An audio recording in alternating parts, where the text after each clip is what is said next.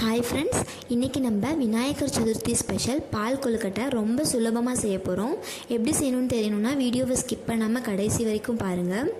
பால் கொழுக்கட்டைக்கு முதல்ல கொழுக்கட்டை மாவு செய்ய போகிறோம்.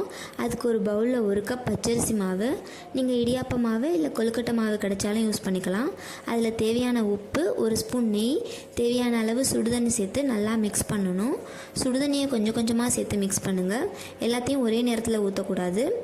மாவு நல்லா மிக்ஸ் ஆனதும் கம்ப்ளீட்டாக ஆற விட்டு ஆறுனதுக்கப்புறம் கொஞ்சம் கொஞ்சமாக மாவு எடுத்து சின்ன உருண்டைகளாக எடுத்து வச்சுக்கணும். அடுத்து ஒரு கடாயில் 2 கப் பால் நல்லா கொதித்ததும் செஞ்சு வச்சுருக்க கொழுக்கட்டை உருண்டைகளை பாலில் போட்டு வேக வைக்க போகிறோம். கடாயை மூடி 15 நிமிஷம் மீடியம் ஃப்ளேமில் நல்லா கொதிக்க விடணும். கொழுக்கட்டை வெந்ததும் 1 ஸ்பூன் ஏலக்காய் தூள் சேர்த்து மிக்ஸ் பண்ணிவிட்டு அடுப்பை ஆஃப் பண்ணிடலாம். ஆஃப் பண்ணிவிட்டு தான் நம்ம வெல்லம் சேர்க்க போகிறோம். 3/4 கப் பொடிச்ச வெல்லத்தை சேர்த்துருக்கேன். கடைசியாக நம்ம தேங்காய் துருவலை சேர்த்து மிக்ஸ் பண்ணணும். தேங்காய் துருவலுக்கு பதிலாக நம்ம தேங்காய் பால் சேர்த்தா டேஸ்ட் நல்லா இருக்கும். நம்ம இன்றைக்கி ரொம்ப சுலபமாகவும் டக்குன்னு செய்ய போகிறதுனால தேங்காய் துருவல் தான் சேர்த்துருக்கேன்.